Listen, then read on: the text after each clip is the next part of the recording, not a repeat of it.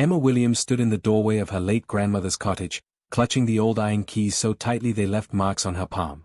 The autumn wind pushed through the trees around the small stone house, making a lonely whistling sound that seemed to echo the emptiness in her heart. The cottage sat at the end of a narrow lane in the English countryside, surrounded by overgrown rose bushes that Grandmother Rose had once tended with such care. Now the pink and white flowers hung their heads, heavy with morning dew, as if they too were mourning the loss of the gentle woman who had loved them. Emma had not been back to this place for 3 years. Life in London had kept her busy, rushing from one small apartment to another, teaching piano lessons to children whose parents could barely afford the fees. At 28, she felt much older than her years. The weight of broken dreams and monthly rent payments had bent her shoulders and put worry lines around her green eyes. She remembered being a little girl here, running through these same rose bushes while Grandmother Rose played beautiful melodies on the old piano. The music would float out through the open windows like butterflies, filling the garden with joy and hope. Emma had promised herself then that she would become a famous pianist, just like the ones Grandmother Rose told her about in bedtime stories. But that dream had died 5 years ago on a cold February night in a London concert hall. Emma had been performing Chopin's Piano Concerto No. 1 when her hands began to shake. The notes came out wrong, then stopped altogether as her fingers froze above the keys. The silence in the hall had been deafening. The disappointment in her teacher's eyes had been even worse. Since that night, Emma could barely make herself touch piano keys without feeling sick. Now she pushed open the heavy wooden door and stepped inside the cottage. The familiar smell of lavender and old books wrapped around her like a gentle hug from the past. Dust particles danced in the afternoon sunlight that streamed through the small windows. Everything was exactly as Grandmother Rose had left it, the china teacup still sitting on the kitchen table, the knitting basket beside her favorite armchair, the photographs of family members smiling down from the mantelpiece. But it was the silence that hurt the most. No more humming from the kitchen. No more gentle footsteps on the creaky floorboards.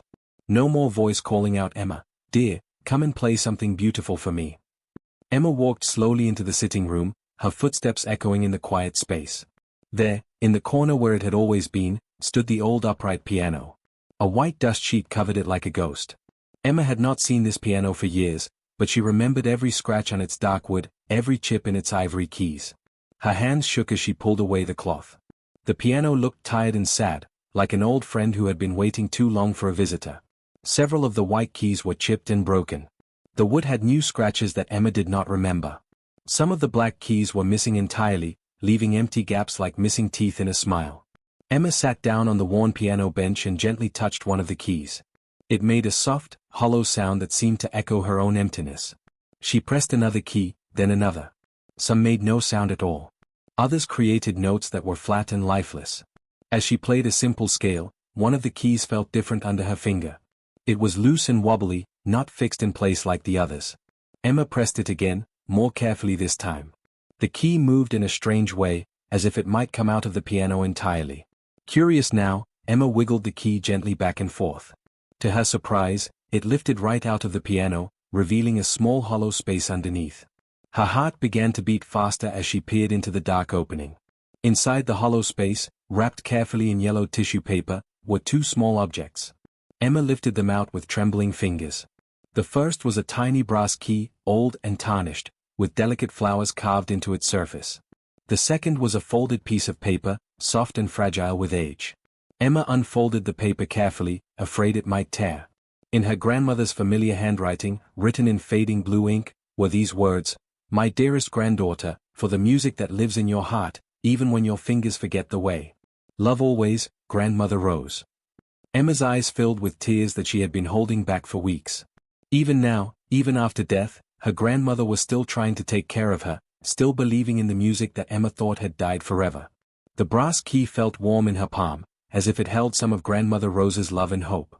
Emma sat at the broken piano in the silent cottage, holding her grandmother's final gift, and for the first time in 5 years, she felt a tiny spark of something she had thought was gone forever. It was small and fragile, like a candle flame in the wind, but it was there. Hope. The brass key felt warm and smooth in Emma's palm as she turned it over and over, studying the tiny flowers carved into its old surface. The metal was tarnished with age, but the delicate petals and leaves were still clear and beautiful. Someone had taken great care to make this key special, more than just a tool to open locks. Emma walked through the cottage, trying the key in every door, every drawer, every cabinet she could find. The key was too small for most locks, slipping uselessly in and out without catching anything. She tried the desk in the corner, the wardrobe in the bedroom, even the old jewelry box on the dressing table. Nothing fit. Frustrated, she returned to the sitting room and sat down heavily on the piano bench. The old leather seat creaked under her weight, just as it had when she was a child. She remembered sitting here beside Grandmother Rose, their hands moving together over the keys, 4 hands playing melodies that filled the cottage with joy. As Emma shifted on the bench, she heard a soft rattling sound from inside. She had never noticed it before as a child, but now it caught her attention. She stood up and examined the bench more carefully. The leather top was attached with small brass hinges, but when Emma tried to lift it, nothing happened. It seemed to be locked. Her heart began to race as she realized what this might mean. With trembling fingers, she searched along the edges of the bench until she found a tiny keyhole hidden beneath the front lip. It was so small and dark that she had almost missed it entirely. Emma slipped the brass key into the hole. It fit perfectly. When she turned it, she heard a soft click, and suddenly the bench top lifted easily in her hands. Inside the bench was not the usual storage space for sheet music and piano books. Instead, there was a secret drawer that had been completely hidden. The drawer was lined with faded purple velvet and filled with treasures that made Emma's breath catch in her throat. There were sheets and sheets of music paper, yellowed with age and covered in handwritten musical notes. The ink was faded but still readable, showing melodies and harmonies written in a careful, flowing script. Beneath the music papers was a leather journal, bound with a thin ribbon that had once been red but was now a dusty pink. Emma lifted the journal with careful hands. On the cover, written in gold letters that had mostly worn away, were the words Rose Thompson, 1943. Thompson had been Grandmother Rose's last name before she married Emma's grandfather. Emma had never known that her grandmother kept a journal, especially not one from so long ago. 1943 would have been during the war, when Grandmother Rose was just a young woman, probably not much older than Emma was now. Emma opened the journal carefully. The pages were thin and fragile, threatening to tear if handled roughly. The first page was dated March 15, 1943, and written in Grandmother Rose's handwriting, though it looked different from the careful script Emma remembered. This was the writing of a young woman, full of hope and energy. I composed another song today while Mother was at the market, read the first entry. It came to me while I was hanging laundry on the line, watching the clouds move across the sky.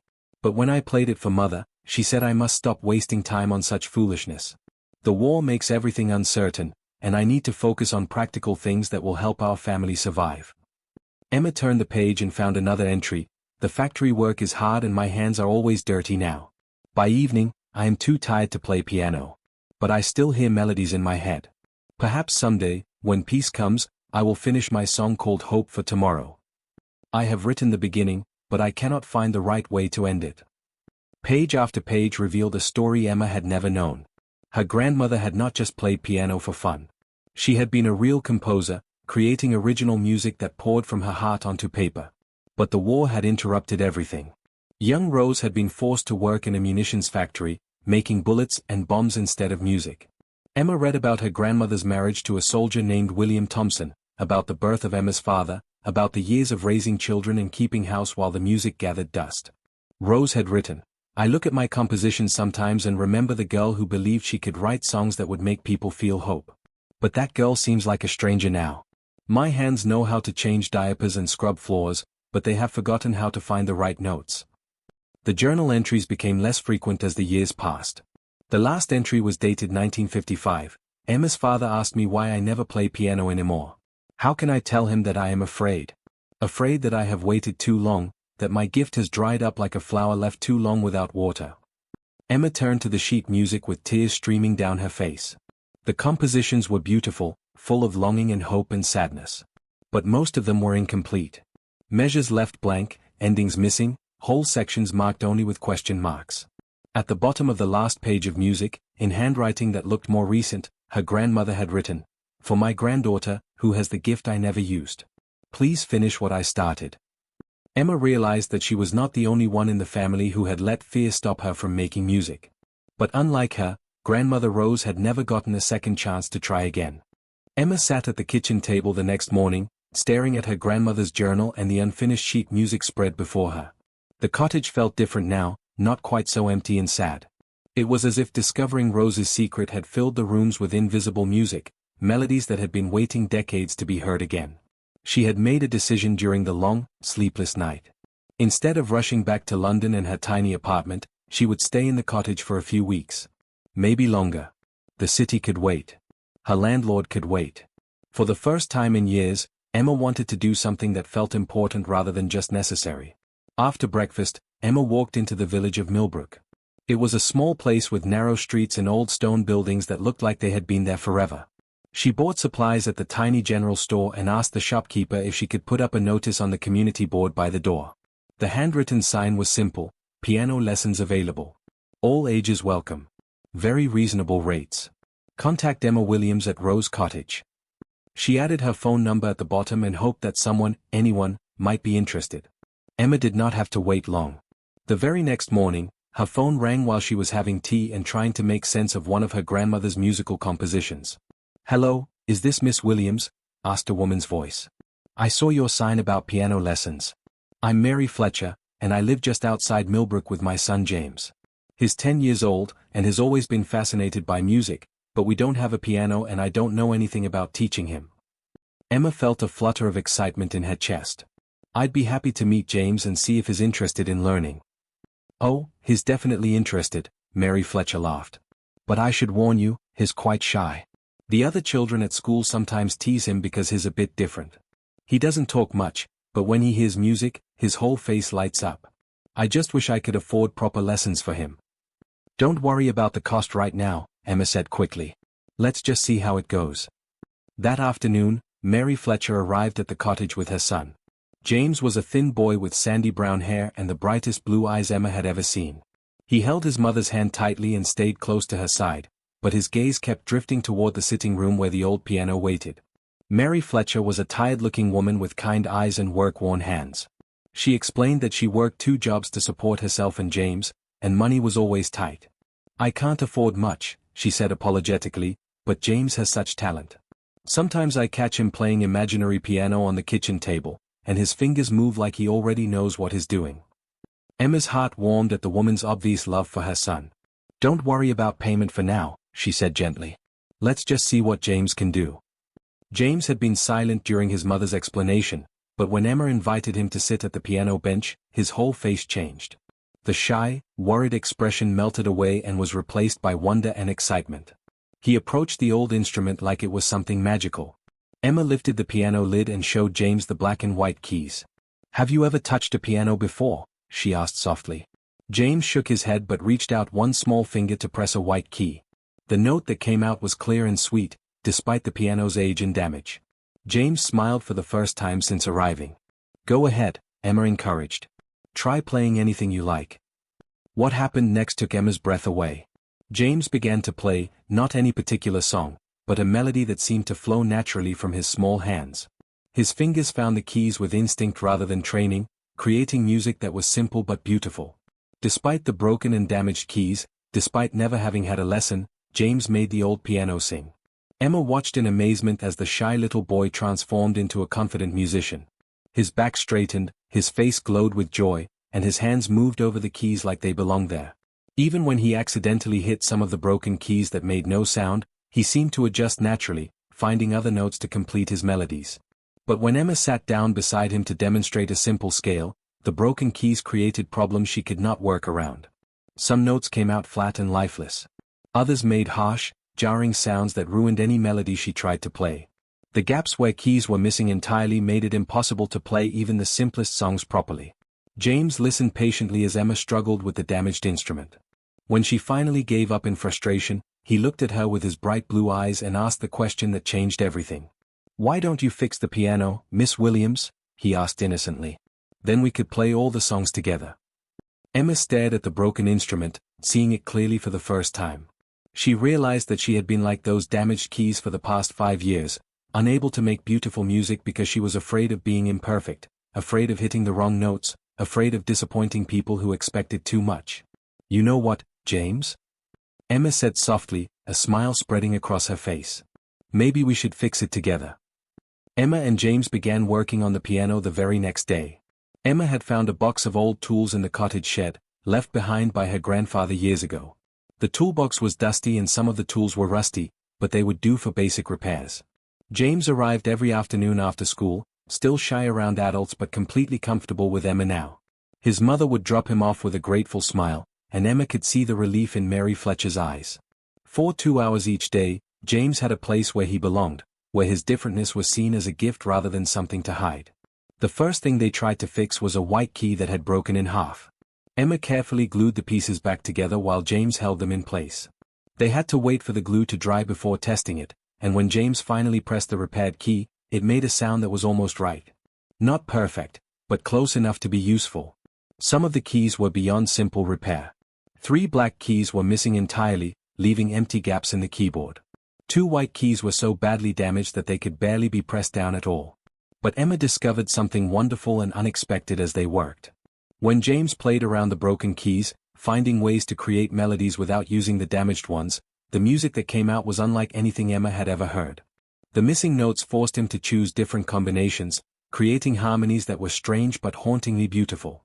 One afternoon, Emma was struggling to play a simple children's song when one of the half-broken keys produced a sound that was soft and muffled, like an echo from far away. Instead of being frustrated, she found herself playing it again and again, fascinated by the unique sound. "That's pretty," James said, listening carefully. "It sounds sad but hopeful at the same time." Emma looked at the boy with new appreciation. His young ears heard beauty where she only heard mistakes and imperfection. She began to experiment, playing melodies that incorporated the broken keys instead of avoiding them. While they worked on the piano, Emma also began studying her grandmother's unfinished composition more seriously. The sheet music for Hope for Tomorrow was written in Rose's careful handwriting, with notes and musical phrases that spoke of longing and dreams interrupted by war. Emma played the existing parts slowly, trying to understand the emotional story her grandmother had been trying to tell. The melody was beautiful but incomplete, like a sentence with no ending. Emma could feel where the music wanted to go, what emotions it was trying to express, but she could not yet find the right notes to complete it.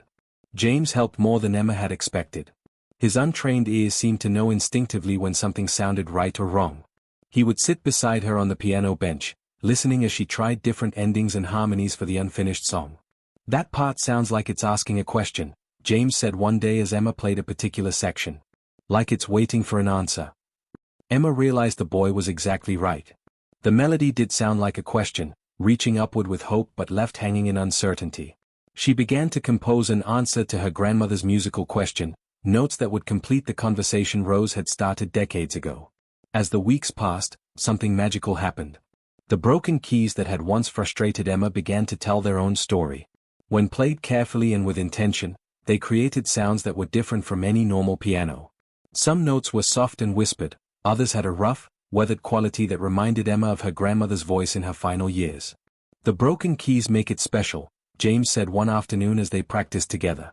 "Like they're telling their own story about being hurt but still making music." Emma smiled through tears that she had not realized were falling. The boy was absolutely right. The damaged piano did not sound like other instruments, but it had developed its own voice through its wounds. It was imperfect, but that imperfection had become something beautiful and unique. Word began to spread through Millbrook about the piano lessons at Rose Cottage. Mrs. Peterson from the bakery brought her 8-year-old daughter Lucy. Mr. Davies, who ran the post office, mentioned that he had always wanted to learn piano but thought he was too old at 62. "Age doesn't matter," Emma told him warmly. "Music is for everyone." Soon Emma had 7 regular students of different ages. Lucy Peterson was a natural performer who loved to play loudly and dramatically. Mr. Davies had thick fingers that seemed clumsy at first but gradually learned to coax gentle melodies from the keys. There was teenage Sarah Walsh, whose parents hoped piano might help with her shyness, and elderly Mrs. Campbell, who had played as a child but forgotten everything over the years. Each student brought something different to the cottage. The rooms that had been silent for months now filled with music again, just as they had when Grandmother Rose was young. Emma could almost hear her grandmother's approving laughter echoing through the house. Emma's own confidence grew with each lesson she taught and each note she played on the mended piano. She began to understand that perfection was not necessary for beauty. The broken keys had taught her that scars and imperfections could become sources of unique strength and character. For the first time in 5 years, Emma felt like a real musician again. Not because she could play perfectly, but because she had learned to find beauty in the broken places.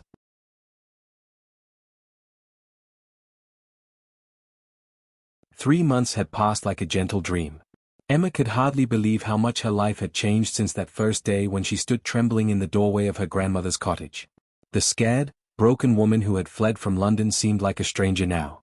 The cottage had come alive again. Every afternoon brought the sound of piano music floating through the rooms as Emma's students practiced their lessons. The old walls seemed to absorb each note and melody, storing them like precious memories to replay in the quiet evening hours. Emma had worked tirelessly on her grandmother's unfinished composition. Hope for Tomorrow had grown from a few scattered pages of music into a complete song that told the story of two generations of women who had found and lost and found their musical voices again. The melody wove together Rose's original notes with Emma's new additions, creating something that belonged to both past and present. The partially repaired piano had become part of the song's character. Emma learned to use the broken keys deliberately, incorporating their unique sounds into the composition. Where a normal piano would have produced perfect, clear notes, her grandmother's old instrument sang with a voice that was weathered and wise, beautiful because of its imperfections rather than despite them. Emma decided it was time to share this music with the people who had welcomed her into their community. She approached Mr. Davies at the post office about using the village hall for a small concert. "Of course, my dear," he said with a warm smile. "The whole village has been talking about the wonderful music coming from Rose Cottage again. We would be honored to hear what you and your students have been working on." The concert was scheduled for a Saturday evening in late autumn. Emma spent weeks preparing, practicing Hope for Tomorrow until she could play it with her eyes closed. But she also helped her students prepare their own pieces. James had learned to play a simple but beautiful melody that he had composed himself. Lucy Peterson had mastered a cheerful folk song that made everyone smile. Even Mr. Davies was ready to perform a slow, careful version of Amazing Grace that brought tears to his wife's eyes during practice. On the evening of the concert, the Millbrook Village Hall was fuller than Emma had expected. Word had spread beyond her students and their families. Nearly the entire village had come to hear the music from Rose Cottage. Emma recognized faces from the bakery, the general store, the church, and houses throughout the countryside. Emma stood backstage, wearing her grandmother's best dress that she had found in the cottage wardrobe. It was a simple blue dress with small white flowers, old-fashioned but elegant. Her hands were shaking so badly she could barely hold the sheet music for Hope for Tomorrow. All the old fears came rushing back. What if she made mistakes? What if her fingers froze like they had 5 years ago in London? What if the broken keys chose this moment to fail completely? What if people expected too much and she disappointed them all? Then she saw James in the front row, his bright blue eyes shining with excitement and confidence. He gave her a small wave and a smile that seemed to say, "You can do this, Miss Williams. I believe in you." Emma walked to the old piano they had borrowed from the church. It was not her grandmother's instrument with its unique broken keys, but it was close enough. She sat down on the bench, placed her fingers on the keys, and began to play. The first notes of Hope for Tomorrow filled the quiet hall like gentle rain after a long drought. Emma's grandmother's original melody flowed out, telling the story of a young woman during wartime who had dreams of making music but was forced to put them aside for survival and duty. The song was beautiful and sad at first, speaking of sacrifice and disappointment, of melodies left unfinished and pianos left silent. But as Emma continued playing, adding her own musical voice to her grandmother's, the melody began to change and grow stronger. The music told a new part of the story now. It sang of second chances and unexpected discoveries. It spoke of broken things that could be made beautiful again, of dreams that could be picked up and continued even after years of silence. The song grew hopeful and triumphant, not because life had become perfect, but because someone had found the courage to make music despite the imperfections. When Emma played the final notes, the hall was completely silent for a long moment. Then, like a wave breaking on the shore, applause filled the room. Emma looked up and saw that many people had tears in their eyes, including Mary Fletcher, who was clapping so hard her hands must have hurt. James jumped up from his seat and ran to the stage. Together, they performed the simple duet they had practiced. The shy boy who had once hidden behind his mother now played with confidence and joy, his small hands finding melodies that made the whole audience smile. After all the students had performed their pieces, Emma stood up to address the crowd. "I came to Millbrook 3 months ago thinking my music was finished," she said, her voice steady and clear. "But this village and these wonderful students have taught me that broken doesn't mean useless. Sometimes our scars create the most beautiful songs of all." She announced her decision to stay in Millbrook permanently, to continue teaching piano and helping others discover their musical voices, perfect or imperfect. Emma had learned that the real key her grandmother left was not made of brass. It was the understanding that music lives not in perfection, but in the courage to keep singing despite our broken pieces. The end.